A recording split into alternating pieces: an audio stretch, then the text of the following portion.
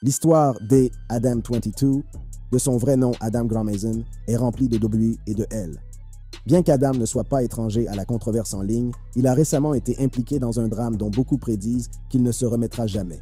Bien qu'Adam ne soit pas étranger aux controverses en ligne, il a récemment été impliqué dans un drame dont beaucoup prédisent qu'il ne se remettra jamais. Après avoir créé de toutes pièces l'un des plus grands réseaux YouTube et être devenu l'une des personnes les plus ridiculisées d'Internet, tout le monde se demande ce qui est arrivé à Adam22. Objet de moquerie. Pour tenter de comprendre pourquoi la star de YouTube a suscité l'inquiétude, il est important de révéler d'abord le drame qui l'entoure actuellement. Comme nous l'avons dit, Adam n'est pas étranger aux controverses sur l'Internet et dans la plupart des cas, elles impliquent des femmes. La situation dans laquelle il se trouve actuellement implique également une femme. Mais cette fois, il s'agit de sa nouvelle épouse, Lena Nersesian. En juillet, Lena a posté une vidéo sur son compte TikTok qui a rendu le monde fou. Dans la vidéo TikTok, Lena a annoncé qu'elle allait tourner une vidéo pour adultes avec un autre homme. C'est dingue, car le couple venait de se marier moins de 3 mois auparavant. Comment le couple en est-il arrivé là? Il est important de commencer par comprendre comment ils se sont rencontrés et la nature de leur relation. Adam et Lena ont commencé à se parler lorsque Lena a envoyé un courriel et un DM Instagram à Adam. Selon Lena, il s'agissait d'une question de travail. Les deux ont commencé à se fréquenter en 2017 et se sont lancés dans la réalisation de films pour adultes personnalisés qui ont été postés sur OnlyFans.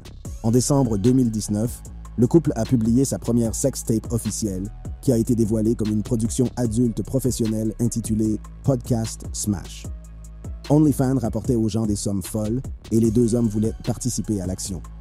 Ils ont poursuivi dans cette voie en lançant Plug Talk, un podcast qui consistait à interviewer des stars féminines du monde adulte. Après les interviews, Adam et sa femme font l'amour avec l'invité.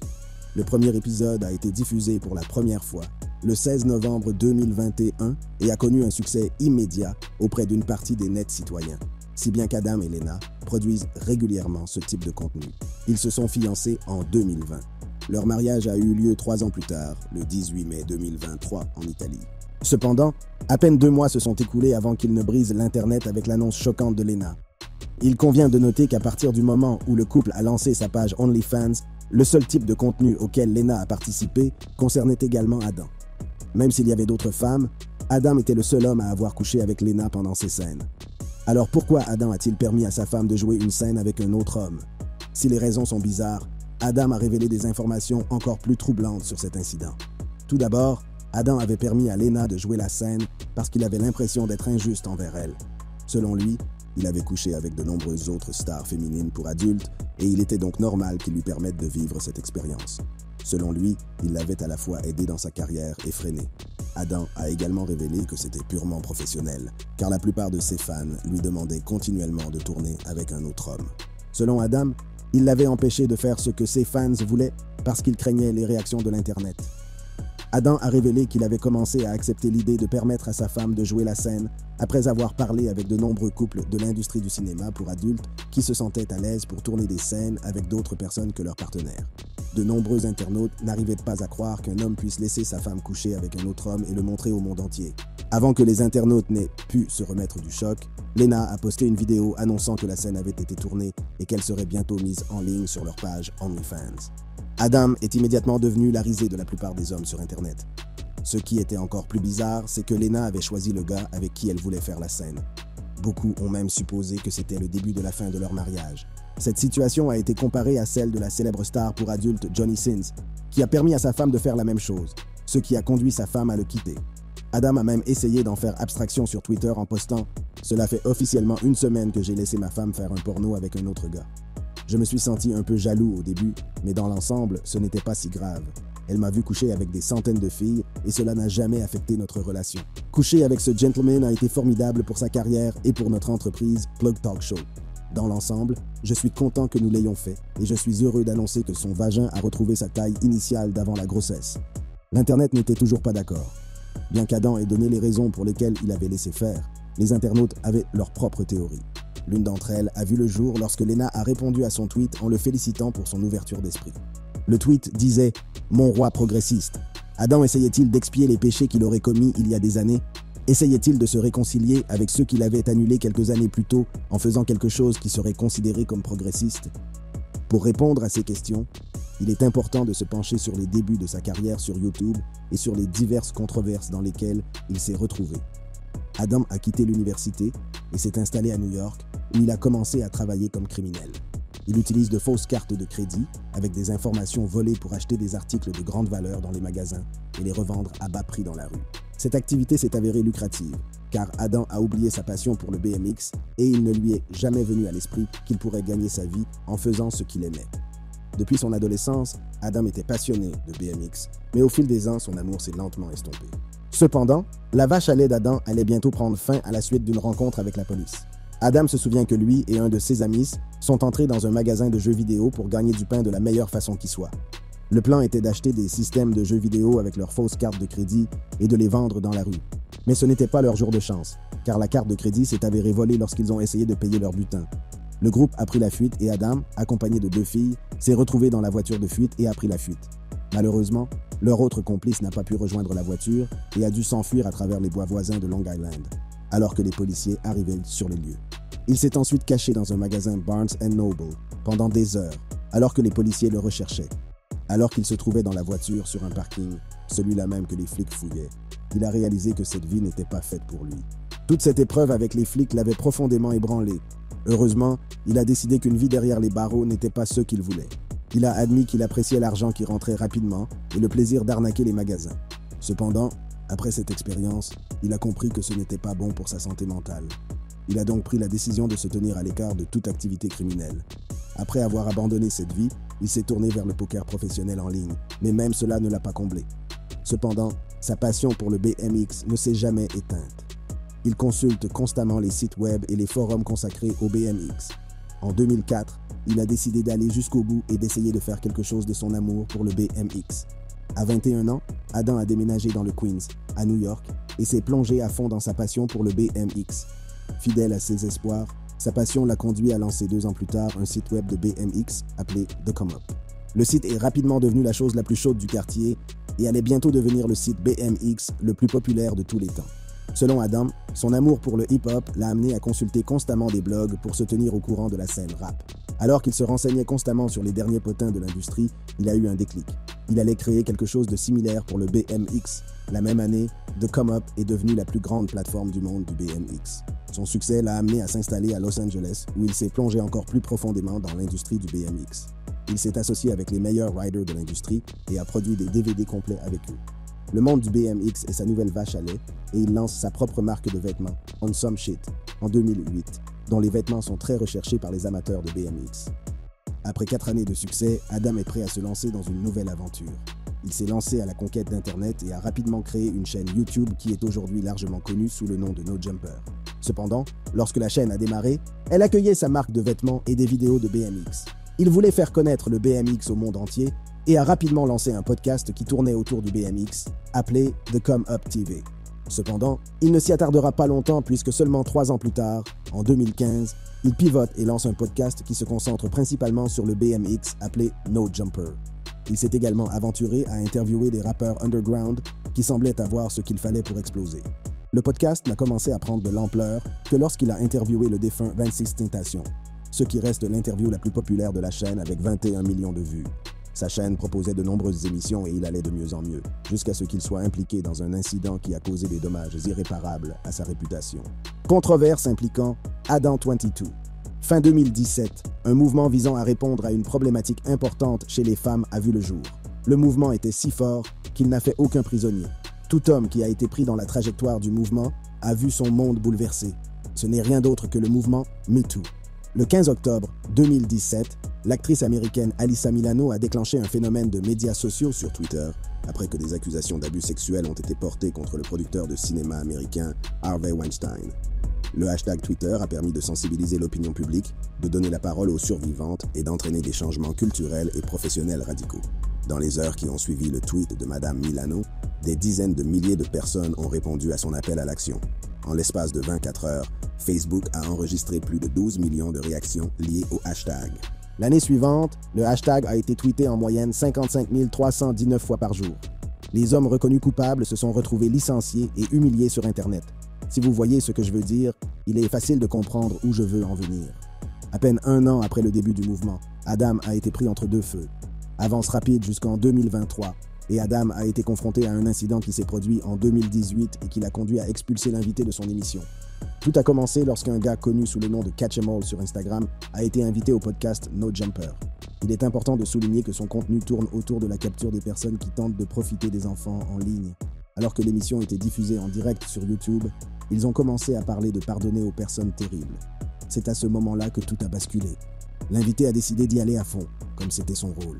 Il a évoqué les allégations qui ont été portées contre Adam en 2018. Juste au moment où il a dit cela, le flux en direct s'est arrêté. Quant à l'interview, il n'en existe aucune trace sur YouTube, ce qui signifie que quelqu'un était déterminé à la faire disparaître de la surface de l'Internet.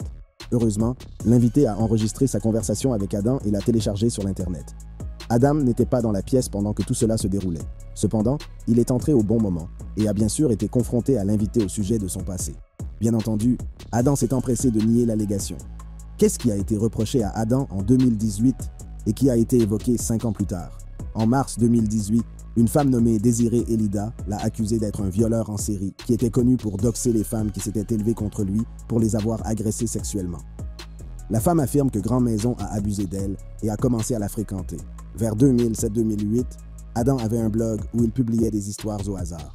Dans l'une de ces histoires, Adam raconte une rencontre avec une mineure alors qu'il avait déjà plus de 20 ans.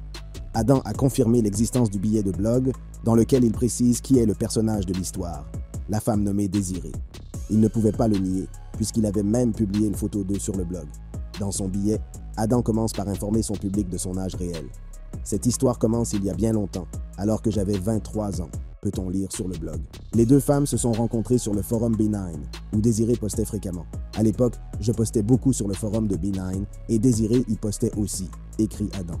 Il a même révélé qu'elle était notoirement connue pour ses mœurs légères. Elle s'était déjà taillée une sacrée réputation grâce aux nombreuses histoires qui circulaient sur ses mœurs légères. Je me souviens avoir lu des histoires impliquant des actes dans un bus de tournée au Warped Tour avec le chanteur d'un groupe, suivre un groupe en tournée dans tout le Canada pour qu'elle puisse avoir des relations sexuelles avec le chanteur et beaucoup d'autres histoires bizarres impliquant toutes des mecs dans des groupes, a posté Adam. Très vite, ils ont commencé à se parler sur MySpace, l'un des sites de médias sociaux les plus populaires à l'époque, où, selon Adam, elle se montrait très séduisante. Un soir en particulier, nous avons parlé au téléphone et elle a expliqué en détail comment elle voulait que j'aille la voir au Canada et que je couche avec elle. Je ne prendrai même pas la peine de vous raconter les choses qu'elle voulait que je lui fasse parce qu'à la fin de l'histoire, je les lui aurais toutes faites, et même pire. Le moins que l'on puisse dire, c'est que cette conversation m'a laissé chaud et ennuyé, peut-on lire sur le site. Il est important de noter qu'Adam a écrit que la conversation l'avait laissé perplexe. Pourquoi cela? Eh bien, il s'avère que lorsqu'il a écrit cela, Désirée avait 19 ans. Cependant, lorsque les événements se sont produits. Maintenant, ceux qui sont enclins aux mathématiques lisent probablement ceci et pensent quelque chose comme « Elle a 19 ans maintenant. Tu avais 23 ans à l'époque. Quel âge avait-elle à l'époque ?» Eh bien, mais voyons, regardez-la. Elle a 10, 8 ou 19 ans sur la plupart des photos, mais elle n'avait pas l'air très différente à l'époque. Ici, Adam a carrément admis qu'il avait affaire à une femme. Il savait que ce qu'il faisait était mal, mais il l'a quand même fait. Croyez-le ou non, ce n'est pas la chose la plus accablante qu'Adam ait écrite sur le post. Les mots suivants resteront à jamais attachés à son héritage, car il le place sous un mauvais jour. Il a écrit « Si le détournement est mal, je ne veux pas avoir raison. » Il n'y a rien de pire que cela. Il n'y avait vraiment aucune excuse pour ses actes et il le savait. À l'époque, admettre de telles choses en ligne n'avait pas de répercussions majeures. Cependant, comme Adam allait bientôt l'apprendre, l'Internet n'oublie jamais. Il est important de noter que l'âge du consentement au Canada est différent de celui des États-Unis. Au Canada, l'âge du consentement est de 16 ans, alors qu'aux États-Unis, il est de 18 ans. Par conséquent, il n'aurait pas été illégal pour désirer de coucher avec quelqu'un à cette époque. Cependant, il faut garder à l'esprit qu'Adam est un citoyen américain. Par conséquent, le fait qu'il ait pris l'avion pour coucher avec Désirée était illégal. Il est intéressant de noter qu'Adam l'a mentionné dans son blog. Je pourrais faire valoir que l'âge du consentement au Canada. Mais je suis sûr que voyager d'Amérique au Canada pour avoir des relations sexuelles avec une femme est toujours aussi illégal. Mais Adam s'en moque. Il savait dans quoi il s'embarquait, mais il se fichait éperdument des conséquences de ses actes. Selon lui, la femme était sexy, et il ne pouvait pas s'en empêcher. Mais vraiment, au diable les disputes, elle était stupidement sexy et je voulais en faire partie, écrit Adam. Pour ne rien arranger, il avait menti lorsqu'il avait été confronté au gars de Catch 'Em All en disant que l'article indiquait que la femme avait 19 ans lorsqu'ils ont couché ensemble. Comme nous venons de le voir, Adam mentait clairement et il le savait. La jeune femme avait 19 ans lorsqu'il a écrit le message, mais 16 ans lorsqu'ils se sont rencontrés. En 2018, Désirée s'est manifestée et a accusé Adam de l'avoir agressé sexuellement. Selon elle, ils se sont rencontrés sur le même forum de discussion en 2006. Elle avait 16 ans à l'époque. Vers juin 2009, Adam s'est envolé pour Vancouver, sa ville natale. Ils ont dîné ensemble, puis sont retournés chez sa mère, où elle vivait. Dans l'interview accordée à Pitchfork, Désirée a révélé que, bien qu'elle ait voulu l'embrasser, elle n'avait pas voulu avoir de relations sexuelles avec lui ce soir-là. « J'ai dit non, arrêtez », a-t-elle raconté. « Je le repoussais et mes mains le repoussaient, barricadant mon vagin avec mes mains. Je lui disais « Non, ne va pas là, ne mets pas tes doigts là-dedans, ne va nulle part là-dedans, je ne veux pas ça. » Et puis il fait 1m80 et moi 1m80. Je pesais au moins 50 kilos. Il avait facilement 100 livres de plus que moi. Quand quelqu'un est aussi grand et qu'il a la possibilité d'attraper vos deux poignets avec sa seule main et de tirer vos bras au-dessus de votre tête, vous ne pouvez rien faire. Et si vous essayez, la situation ne fera qu'empirer et devenir de plus en plus douloureuse. Qu'est-ce qu'on est censé faire? Désirée n'a jamais signalé l'incident à la police et a révélé qu'elle avait peur de sa mère. Personne ne comprend pourquoi les gens ne sont jamais allés voir les flics, a-t-elle déclaré. Mais lorsque vous êtes dans cette situation, votre première réaction n'est pas de dire « Oh, laissez-moi aller voir les flics ». Ma première réaction a été de me dire « Ma mère ne me fera plus jamais confiance ». Elle se souvient d'avoir eu peur que sa mère trouve du sang sur les draps. Selon elle, elle était vierge, ce qui contredit le message d'Adam, qui affirmait qu'elle était connue sur Internet en raison de ses mœurs légères. Bien qu'elle soit restée anonyme pendant l'entretien, elle a mentionné avoir rencontré Adam à Vancouver, ce qui est cohérent avec le blog d'Adam. Cette femme n'est pas la seule à avoir fait part de telles allégations. Au cours de la même période, une autre femme s'est manifestée avec des allégations accablantes similaires. Et une fois de plus, elle a décrit quelque chose de similaire sur son blog. Adam était une vraie balance à l'époque, mais il s'est dénoncé lui-même. Lors d'un entretien avec Pitchfork, la femme, qui a souhaité rester anonyme, a révélé qu'elle avait rencontré Adam en 2005. Ils postaient tous les deux sur le même forum. Un jour, ils ont prévu de se retrouver à Manhattan et elle a fini par prendre le métro avec lui jusqu'à son appartement dans le Queens, où il lui a fait des avances. Au début, j'étais d'accord, mais je me suis vite senti mal à l'aise parce qu'il allait plus loin que ce que je voulais, raconte-t-elle. Je lui ai dit que ça ne me plaisait pas, mais il n'a pas arrêté et s'est mis en colère. Entre-temps, je ne suis pas une grande fille. Je mesure 1,80 m et Adam fait plus d'1,80 m. C'est un homme assez costaud. J'étais terrifié et je suis resté figé pendant qu'il faisait l'amour avec mon corps pratiquement sans vie. J'étais trop effrayé pour me débattre de peur qu'il me fasse du mal. Alors je suis resté allongé, terrorisé. Je me souviens d'avoir regardé par la fenêtre et d'avoir prié pour que ce soit bientôt fini. Elle dit s'être confiée à une personne en qui elle pensait avoir confiance au sujet de l'agression présumée, mais n'a pas contacté la police ou d'autres autorités. Malheureusement, la personne à qui elle s'est confiée l'a dit à Adam. Celui-ci s'est immédiatement rendu sur le forum public dont ils étaient tous deux membres et a diffusé son histoire en la présentant comme une menteuse. Cependant, quelques années plus tard, Adam a écrit un billet de blog sur cette histoire. En décembre 2009, Adam a écrit un billet de blog intitulé « La fois où une fille m'a accusé de viol » et certaines des choses qu'il a écrites étaient assez accablantes. « Elle me laissait la toucher partout et m'embrassait tout le temps, mais elle n'avait pas l'air d'apprécier vraiment », a-t-il écrit. Le plaisir qu'éprouve une femme à l'égard de l'activité sexuelle n'est généralement pas très lié au plaisir que j'éprouve, alors je n'y ai pas beaucoup réfléchi. Adam poursuit.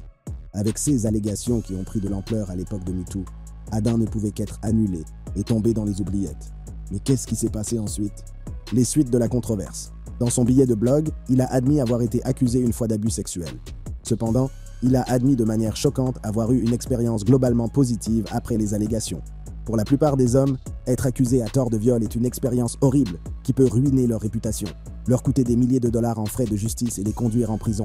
Mais pour moi, je dois dire que cela a été une expérience globalement très positive. Viva la fake rape, a-t-il écrit. Cependant, Adam s'est empressé de nier ces allégations dans un long message sur Twitter. Dans ce message, il accuse la jeune fille de mentir et affirme qu'il a des preuves qui le disculperaient.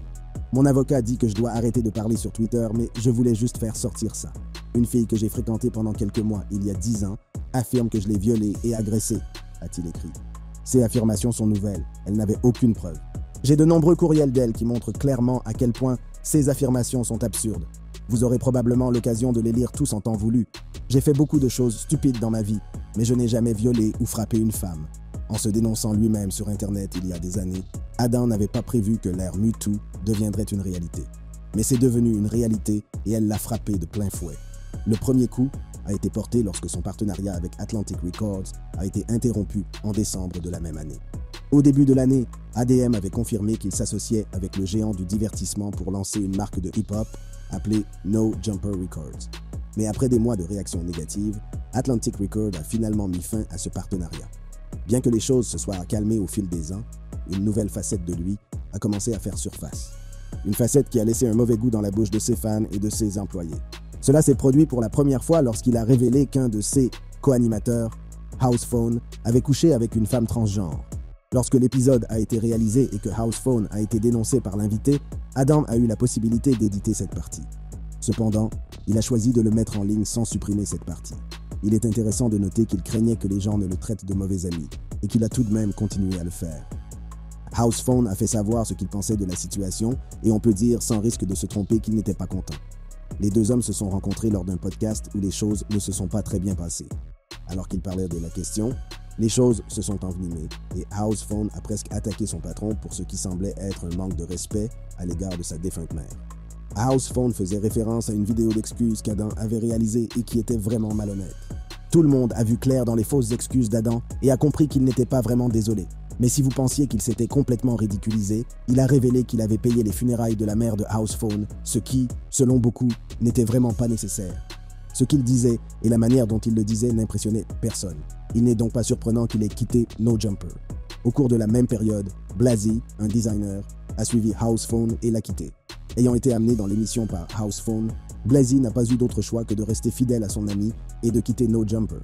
Les rumeurs d'un désaccord au sein de l'équipe de No Jumper ont commencé à prendre de l'ampleur lorsqu'il a renvoyé son co-animateur Lush à l'antenne pour avoir divulgué une conversation privée sur Discord. Cela a semblé un peu trop dur et d'autres membres du camp ont vu ce qui les attendait au cas où ils croiseraient Adam. Selon Lush, l'incident l'a humilié. Adam a débarqué dans la pièce et a fini par m'envoyer sur les roses et me virer publiquement, ce qui a non seulement nui à ma sobriété, mais m'a aussi plongé dans un endroit sombre et m'a vraiment humilié, a-t-il déclaré. Après avoir été licencié, Lush a révélé beaucoup de choses qui se passaient en coulisses et qui donnaient l'impression que tout n'allait pas bien au paradis. Selon Lush, tout ce qui avait fait connaître No Jumper était en train de changer. L'une des choses qui a provoqué beaucoup de tensions et de divisions au sein de l'équipe de No Jumper, c'est lorsqu'Adam a fait appel à Richard Spencer, une figure éminente de l'extrême droite. Les enfoirés ne sentaient pas cette merde, mec. C'était mauvais, a déclaré Lush. Cela a créé beaucoup de tensions. On se demandait « Qu'est-ce que tu fous ?» Personne ne le sentait. Lush a révélé qu'Adam essayait de faire passer la plateforme d'une chaîne strictement centrée sur le hip-hop à une chaîne qui parle de politique. Adam voulait s'éloigner du contenu strictement hip-hop et proposer des débats politiques parce que c'était ce qui était à la mode et générait des vues sur YouTube. C'est ce qui a valu à Adam le surnom de Culture Vulture. Il a commencé par le BMX et l'a exploité pour son influence. Il s'est ensuite tourné vers le hip-hop, a gagné des adeptes et s'est construit une plateforme grâce à lui. Aujourd'hui, il veut passer à l'étape suivante. Certains employés se sont sentis utilisés. Cependant, en coulisses, Adam a maintenu qu'il n'y avait aucune raison pour qu'une plateforme de hip-hop ne s'engage pas dans des débats controversés. Mais selon Lush, Adam n'est pas intéressé par le hip-hop. Il a également révélé que son ancien patron écoutait davantage de podcasts que de musique rap, principalement en raison des vues qu'il génère. De nombreuses personnes étaient mécontentes et les accusations portées contre Adam ont peut-être fini par faire déborder le vase, ce qui a poussé certains employés à démissionner. Parmi eux, Paul Lord, Riley, A.D., Tyrell et Gina Views. Alors que la réputation d'Adam semblait irrémédiablement entachée, il l'a encore plus détruite. Comme tout le monde se moquait d'Adam, les gens pensaient qu'il n'était pas possible qu'il tombe encore plus bas. Il s'avère qu'ils avaient tout faux. Adam a réussi à faire passer la discussion embarrassante de Will Smith avec sa femme Jada Pinkett pour un jeu d'enfant. Adam a pensé que ce serait une bonne idée d'avoir un appel vidéo avec la star pour adultes qui a couché avec Lena et de le poster sur YouTube. On peut dire sans risque de se tromper que la plupart des gens n'ont pas été amusés, à en juger par le nombre de dislikes que cela a suscité. Lors d'une interview avec le célèbre streamer Sneako, Adam a révélé qu'il était prêt à faire face aux critiques. Sneako l'a toutefois ramené à la réalité et lui a rappelé que l'étiquette Cook ne disparaîtrait probablement jamais. Mais il y a une chose qui préoccupe de nombreux internautes, c'est la fille d'Adam. Lena et Adam ont une petite fille de 2 ans dont beaucoup pensent qu'elle sera affectée par les décisions de ses parents. Sneako en a parlé lors de leur entretien, mais Adam a semblé l'ignorer. Le co-animateur d'Adam, Wack 100, a également soulevé la même question en soulignant que la fille d'Adam serait une cible pour les intimidateurs lorsqu'elle grandirait. De nombreuses personnes s'inquiétant de l'avenir des enfants d'Adam, on peut dire sans risque de se tromper que la réputation d'Adam a été complètement ruinée. Peut-il s'en remettre? Difficile à dire. Cependant, avec plus de 4 millions de followers sur sa chaîne, il serait intéressant de voir ce qui va se passer. Sa nouvelle étiquette de coq aura-t-elle un impact négatif sur sa marque? ou utilisera-t-il la publicité pour relancer sa carrière? Si vous avez aimé cette vidéo, cliquez sur les cases qui s'affichent sur votre écran pour regarder des contenus similaires.